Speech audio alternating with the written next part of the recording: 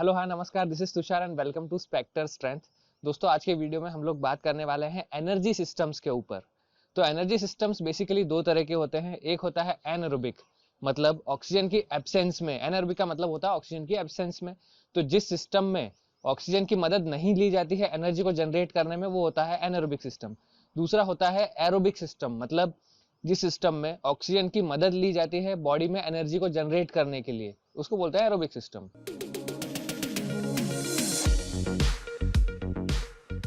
तो सबसे पहले बात करते हैं हम एनारोबिक सिस्टम की।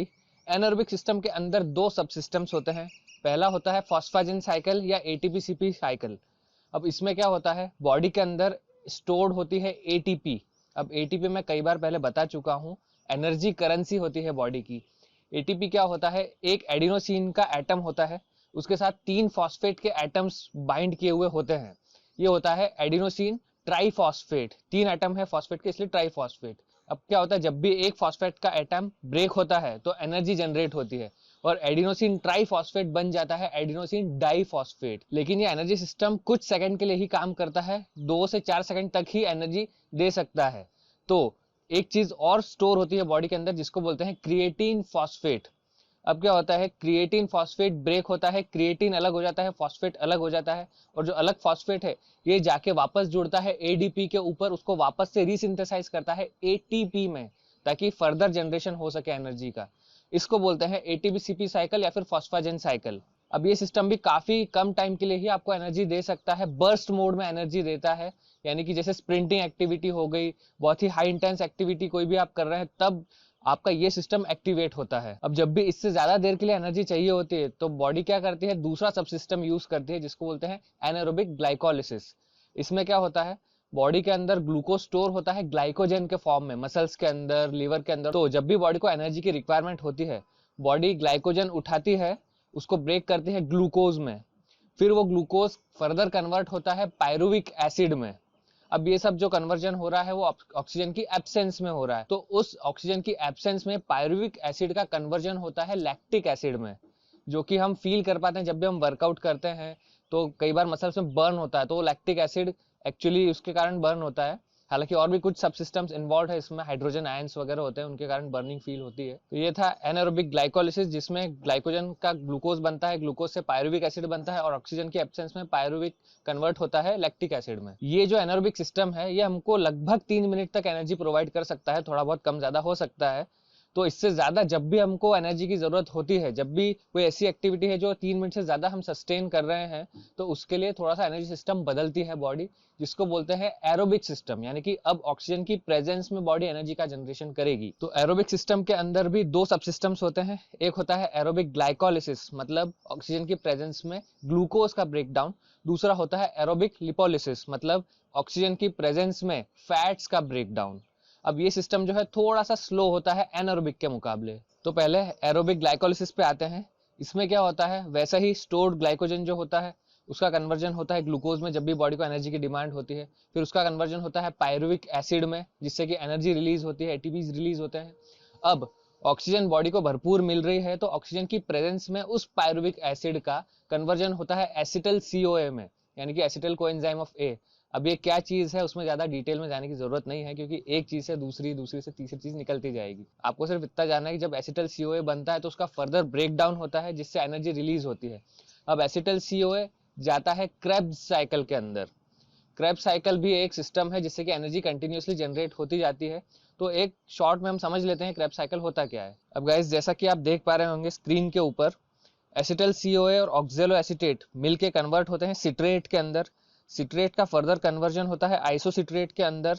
आइसोसिट्रेट कन्वर्ट होता है एकेजी यानी अल्फा कीटो ग्लूटारेट के अंदर, जिससे कि हमको मिलता है NADH।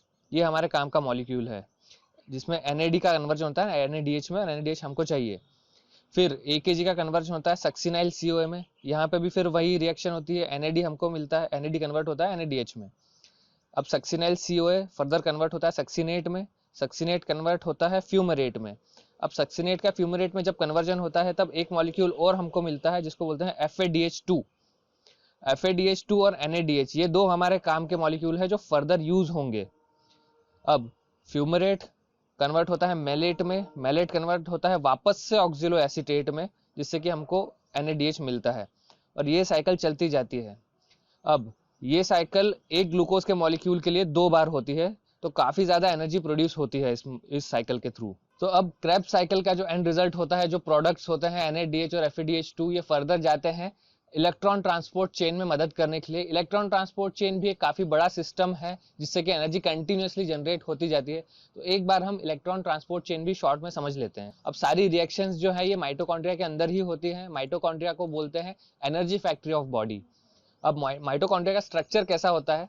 बाहर एक मेम्ब्रेन होती है, एक झिल्ली होती है, जिसके अंदर एक इनर मेम्ब्रेन होती है और दोनों मेम्ब्रेन्स के बीच में जो स्पेस होता है उसको बोलते हैं इंटर मेम्ब्रेन स्पेस। अब इनर मेम्ब्रेन के अंदर माइटोकॉन्ड्रियल बॉडी होती है जिसको बोलते हैं माइटोकॉन्ड्रियल मैट्रिक्स या मैट्रिक्स ऑफ माइटोकॉन्ड्रिया। यहाँ पे सारी रिएक्शंस होती हैं। अब इनर माइटोकॉन्ड्रियल मैट्रिक्स के ऊपर क्या होता है, 4 एंजाइम कॉम्प्लेक्स काम करते हैं जिनको हम 1, 2, 3, 4 इस तरीके से डिनोट करते हैं। अब वहां पे NADH2 और FADH2 जो हमको पहले मिले हैं पिछली साइकिल्स में, वो डोनेट करते हैं इलेक्ट्रॉन्स।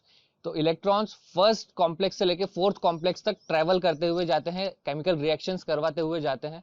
अब इन केमिकल रिएक्शंस के थ्रू, इन फ्लोइंग इलेक्ट्रॉन्स के थ्रू एक एनर्जी जनरेट होती है। उस एनर्जी के कारण हाइड्रोजन आयंस जो कि माइटोकॉन्ड्रियल मैट्रिक्स के अंदर हैं, वो हाइड्रोजन आयंस बाहर की तरफ आने लगते हैं और इंटर मेम्ब्रेन स्पेस के बीच में, जो इंटर मेम्ब्रेन स्पेस आउटर और इनर के बीच में जो स्पेस है उसको बोलते हैं इंटर मेम्ब्रेन स्पेस, वहां पे इकट्ठा होने लगते हैं। अब क्योंकि वहां पे हाइड्रोजन आयंस इकट्ठा हो रहे हैं तो वहां पे चार्ज डेंसिटी बढ़ जाती है और अंदर माइटोकॉन्ड्रियल मैट्रिक्स के अंदर रिलेटिवली नेगेटिव चार्ज हो जाता है, यानी कि एक जगह ज्यादा चार्ज है, एक जगह कम चार्ज है। तो हम हमेशा जानते हैं कि एनर्जी हायर लेवल से लोअर लेवल की तरफ फ्लो करती है। तो वहां पे हेल्प करता है इनको एक एंजाइम जिसको बोलते हैं ATP सिंथेज। ATP सिंथेज की मदद से हाइड्रोजन आयंस फ्लो करते हैं माइटोकॉन्ड्रियल मैट्रिक्स की तरफ, जिससे कि वापस से उन फ्लोइंग आयंस की वजह से एक एनर्जी जनरेट होती है और वो एनर्जी यूज करती है बॉडी ADP, एडिनोसिन डाइफॉस्फेट को एडिनोसिन ट्राइफॉस्फेट में वापस कन्वर्ट करने के लिए, ताकि फर्दर उसका ब्रेकडाउन हो और एनर्जी का जनरेशन होता रहे। तो इस तरीके से इलेक्ट्रॉन ट्रांसपोर्ट चेन काम करती है। ये काफी बड़ी रिएक्शन है, लेकिन जितना हो सके मैंने छोटा करके बताया है आपको। तो ये था एरोबिक ग्लाइकोलिसिस, जिसमें ग्लाइकोजन का कन्वर्जन होता है ग्लूकोज में। ग्लूकोज बनता है पायरुविक एसिड बनता है एसिटल CoA जाता है क्रेब्स साइकिल में। क्रेब्स साइकिल के प्रोडक्ट्स फर्दर जाते हैं इलेक्ट्रॉन ट्रांसपोर्ट चेन में। अब इसका दूसरा सबसिस्टम है जिसको बोलते हैं एरोबिक लिपोलिसिस, यानी कि फैटी एसिड्स का कन्वर्जन होता है एनर्जी के लिए। अब जब भी हम कुछ भी खाते हैं या फिर हमारी बॉडी स्टोर भी करती है तो बेसिकली ट्राइग्लिसराइड्स के फॉर्म में ही करती है। और भी फॉर्म्स होते हैं लेकिन मेनली ट्राइग्लिसराइड ही होता है। ट्राइग्लिसराइड का मतलब क्या होता है, एक ग्लिसरॉल का एटम होता है जिसके साथ 3 फैटी एसिड की चेन अटैच्ड होती है, बाइंड करी हुई होती है, उसको बोलते हैं ट्राइग्लिसराइड। अब इसका फर्दर ब्रेकडाउन होता है ग्लिसरॉल और फैटी एसिड्स के बीच में, इस तरीके से ब्रेक होता है ट्राइग्लिसराइड। अब ये फ्री फैटी एसिड्स जाते हैं एक अलग सिस्टम में जिसको बोलते हैं बीटा ऑक्सीडेशन। बीटा ऑक्सीडेशन के थ्रू ये फर्दर कन्वर्ट होते हैं एसिटल CoA में।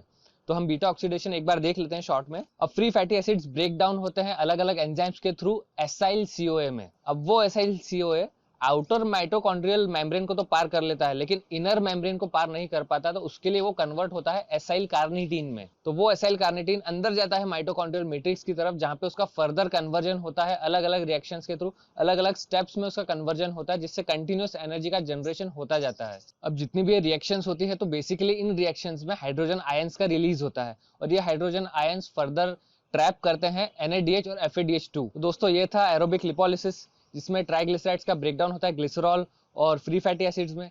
फ्री फैटी एसिड्स जाते हैं बीटा ऑक्सीडेशन के लिए माइटोकॉन्ड्रिया की तरफ। तो ये जो दोनों प्रोडक्ट्स हैं ये फर्दर जाते हैं, एसिटल CoA जाता है क्रेब्स साइकिल में और NADH और FADH2 जाते हैं इलेक्ट्रॉन ट्रांसपोर्ट चेन की तरफ फर्दर एनर्जी के जनरेशन के लिए। तो दोस्तों आज की वीडियो में केवल इतना ही। अगर आपको वीडियो पसंद आया हो तो प्लीज लाइक करिए, सब्सक्राइब करिए। और मैं जानता हूँ इस बार मैं वीडियो लाने में थोड़ा सा लेट हो गया हूँ क्योंकि थोड़ा सा टाइम कंस्ट्रेंट था, टाइम नहीं मिल पा रहा था मुझे इतना। नेक्स्ट टाइम मैं वीडियो थोड़ा सा जल्दी लाऊंगा, तब तक के लिए बने रहिए मेरे साथ। This is Tushar signing off.